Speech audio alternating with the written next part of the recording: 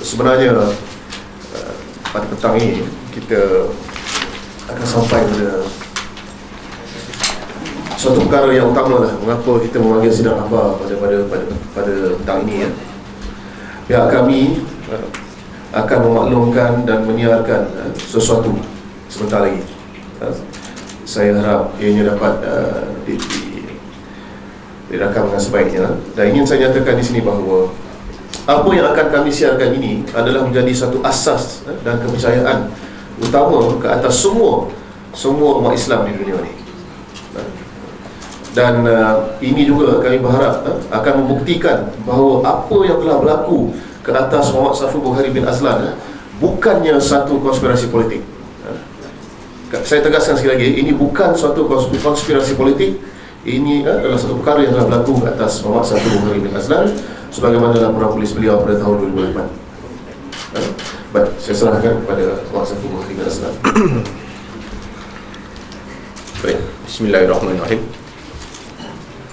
Untuk makluman semua, pada April 2012, iaitu tahun lepas, setelah baru bulan keputusan kes diwat saya bersama Datuk Seri Ibrahim diputuskan di Mahkamah Tinggi, saya telah diberi kesempatan oleh Allah SWT untuk menunaikan umrah.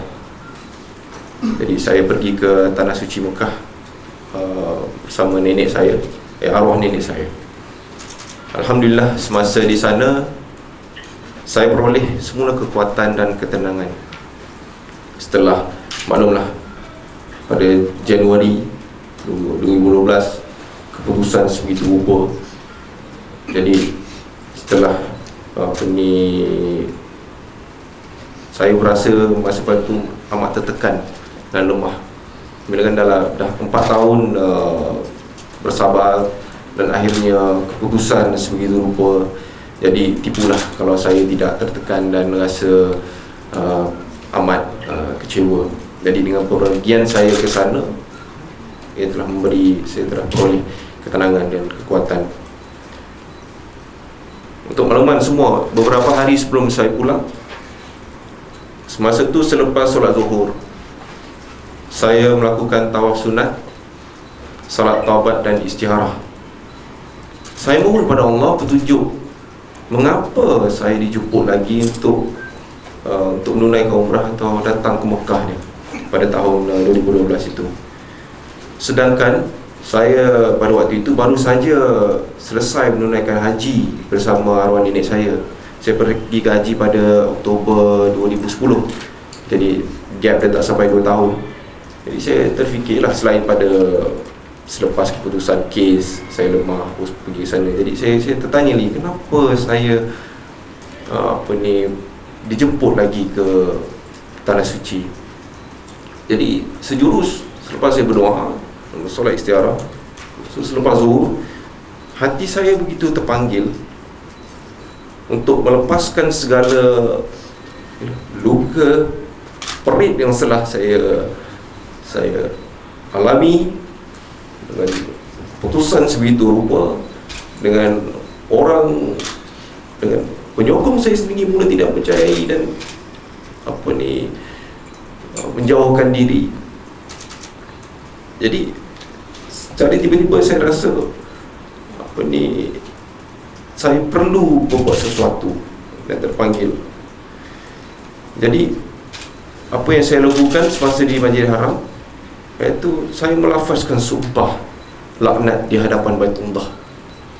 Ya, saya lafazkan sumpah laknat di hadapan Baitullah. Jadi saya selepas solat asar, saya ke pintu Kaabah dan di kawasan Mutazam. Jadi saya lafazkan dan saya merakamkannya sendiri melalui handphone bimbit saya. Terus terang, selepas saya melafazkan sumpah laknat untuk kali kedua lah, pertama kali 2008, saya tiba-tiba rasa seperti hilang segala tekanan dan beban, lega. Saya betul-betul rasa puas dan peroleh keyakinan pada waktu itu. Pada hemat saya, setelah keputusan kes begitu rupa, yalah, tiap-tiap hari hanya Allah saya tempat saya bergantung dan berdoa, bersabar dan tetap istiqamah walaupun terpaksa berdepan dengan keputusan sebegitu. Dan alhamdulillah, apabila di sana saya telah digerakkan hati untuk melafazkan. Saya pun tak tahu kenapa saya lafazkan, saya berbuat demikian. Bila saya dapat tu, saya pergi lafazkan ke Semali, sumpah anak saya bahawa saya telah liwat dari Datuk Seri Ibrahim.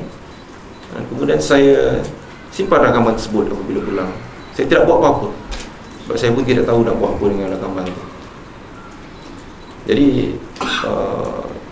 di sini saya ingin kongsilah kepada semua rakaman yang saya telah buat pada pada 9 April 2012 di Masjidil Haram selepas zuhur. Silakan.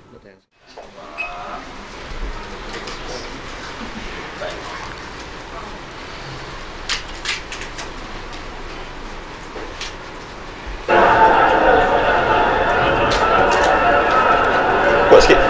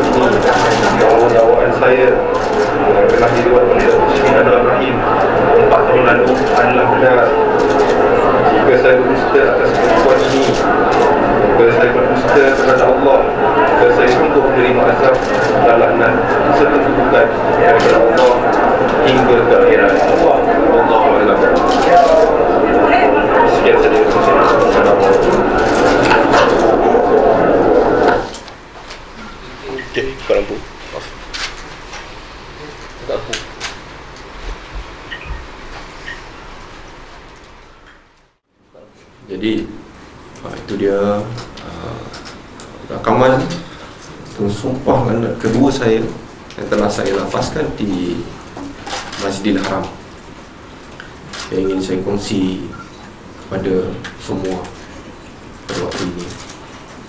Yalah, saya percaya pasti ramai tertanya mengapa sekarang saya perlu siarkan rakaman sumpah anak di Baitullah ini.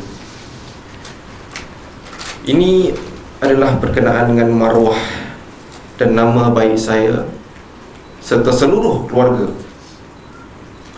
Berbalik kepada isu bapa tadi, secara jujur saya amat tertekan setelah bapa saya membuat tuduhan yang tidak benar, memohon maaf, bersalam dengan orang yang bukan saya kejam, yang saya tuduh melakukan penganiayaan terhadap saya pada masa lepas. Walaupun tidak pernah terlintas selepas saya merakamkan ini untuk menyiarkannya, namun semalam apabila bapa saya menarik balik tuduhan beliau, saya percaya daripada pukul 2 sampai malam orang semua keliru, pening. Macam mana ni? Kejap konspirasi, kejap tak konspirasi. Jadi dia jadi bercelaru, mengelirukan orang ramai. Malah yalah. Jadi oleh demikian saya mengambil keputusan untuk menyiarkan rakaman sumpah laknat ini bagi membuktikan bahawa kata-kata saya adalah benar, sebenar-benarnya telah diliwat oleh Datuk Seri Ibrahim, dan sekaligus membersihkan nama saya dan seluruh ahli keluarga saya dari apa jua tumahan dengan relate to the peristiwa semalam bila bapa saya membuat U-turn balik. Sumpah laknat saya di hadapan Baitullah ini, tuan-tuan dan puan-puan, adalah benteng perjuangan terkuat dalam perjuangan saya sebagai seorang Muslim. Dalam episod saya menegakkan kebenaran, telah 5 tahun saya istiqamah dan sabar. 5 tahun daripada saya berumur 23 tahun dan hari ini saya berumur 28 tahun. Pelbagai pahit manis telah saya lalui, macam-macam. Dia punya climax sekali bila bapa saya itu dah, alhamdulillah, dia dah kembali ke sini. Besides that, banyak juga permata yang saya telah kutip selama 5 tahun. Saya ingin menyatakan sebagai seorang Muslim, saya yakin lafaz sumpah di hadapan Baitullah ini bukanlah sesuatu yang boleh dipermainkan. Dalam sejarah Islam pun perkara-perkara seperti ini adalah amat serius. Dan dari segi nasihat yang saya terima dari para ulama, saya tak tunjuklah rakaman ni, tapi saya tanya, sumpah di Kaabah ni macam mana? Mereka berkata, amatlah besar kesannya dan akibatnya jika orang yang melafazkan tu berdusta. Untuk makluman semua, seperti yang saya nyatakan tadi, ini adalah kali kedua saya bersumpah laknat, termasuk yang di Baitullah ni. Yang pertama di masjid wilayah, kedua-dua di masjid. Namun yang dituduh Datuk Seri Anwar Ibrahim sehingga ke hari ini enggan bersumpah laknat untuk menafikan bahawa beliau tidak meliwat saya. Malah bukan saja bersumpah pada saya ini secara konservatif ikut agama, ikut dalam prosiding jenayah sekalipun, di prosiding semasa prosiding membela diri di mahkamah, beliau enggan memberi keterangan secara bersumpah dari kandang saksi. Mengapa tu? Dengan Allah tidak mau bersumpah, di mahkamah pun takut untuk bersumpah. Jadi itu satu persoalan yang harus semua fikirkan. Ingin saya flashback balik bab sumpah ni. Idea sumpah laknat ni sebenarnya bukannya datang daripada saya. Selepas saya buat laporan polis, beberapa hari selepas itu, Dr. Asri, bekas Mufti Perlis, menyarankan saya bersama yang dituduh ni melakukan sumpah muhabalah. Dan selepas Dr. Asri menyarankan, Tok Guru Nik Aziz juga, ya, spiritual leader of past, menyokong kenyataan ataupun saranan Dr. Asri untuk saya bersumpah atau berdua lah, bersumpah muabalah kan. Jadi selepas mendengar saranan Dr. Asri yang disokong oleh Nik Aziz, saya pun yakinlah, oh agaknya saya kena buat gini. Jadi pada 7 Julai 2008, saya secara terbuka mempelawa Datuk Seri Anwar untuk kita sama-sama bersumpah. Namun setelah beliau berdolak dalik, itu yang lama tu, daripada 7 Julai sampai ke 15 Ogos baru saya melafazkan. Kita nak minta dia sama-sama. Jadi saya terpaksa melakukan sendiri masa tu di masjid wilayah, membuat sumpah laknat sendiri. Jadi ingat bukan saya nak kecam Tok Guru Nik Aziz ke apa, tapi setelah saya melafazkan sumpah tersebut, dia berkata sebaliknya. Saya percaya Datuk Seri Anwar Ibrahim sehingga hari ini tidak akan berani bersumpah walau di hadapan sesiapa sekalipun, dia akan terus berorak dalih dengan penyampaian kosongnya semata-mata. Dan saya percaya beliau akan terus melarikan diri daripada berbuat demikian. Akhir kata daripada saya, jika ditakdirkan Allah SWT, saya sudah tiada. Kita tak tahu bila sampai ajal kita, esok lusa kita tak tahu. Sumpah laknat di hadapan Baitullah ini yang akan menjadi benteng dan saksi kebenaran kepada semua umat Islam yang percaya pada kekuasaan Allah, dan juga bagi meneruskan perjuangan kebenaran ini bila saya tiada. Jadi ingin saya tegaskan sekali lagi, walau apa juga yang terjadi, saya akan terus bersabar istiqamah dengan kebenaran yang saya bawa selama ini. Tidak sesekali saya akan tunduk, saya akan menyerah kalah kepada semua. Demi Allah, saya sudah bersumpah 2 kali di sini, saya tidak berbohong dalam laporan polis yang saya telah buat pada 28 tersebut.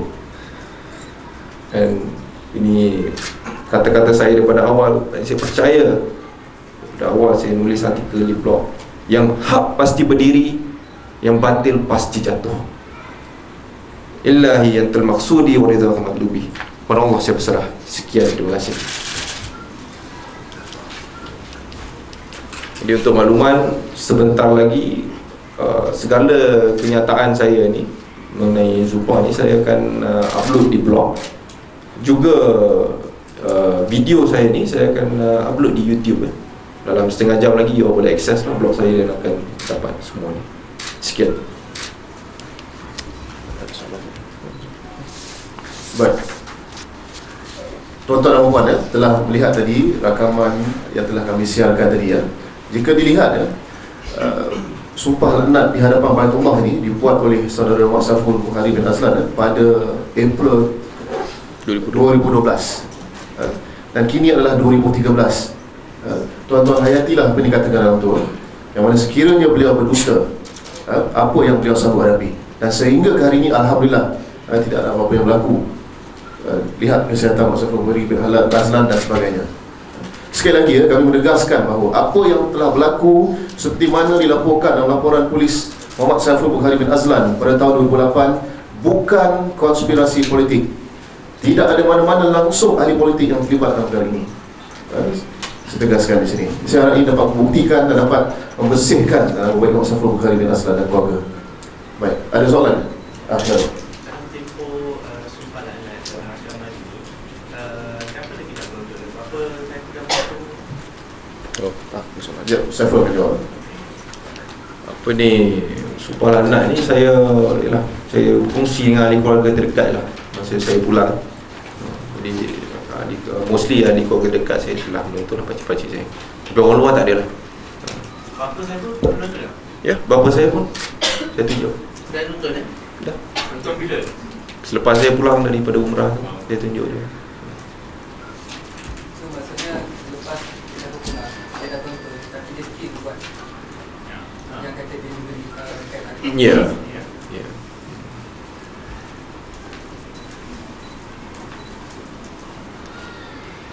Tadi cikgu tu ada cakap macam kita tak tahu apa akan jadi ajar itu. Ada daripada sebarang mereka Tak, itu memang dalam firman Allah, hidup mati di tangan dia. Kita tak tahu bila kita mati. Jadi at least daripada saya simpan sumpah saya di Kaabah ni pada saya, biarlah semua dapat tonton. Dan at least kalau saya pergi pun tak ada apa-apa lah yang saya ni berhutang.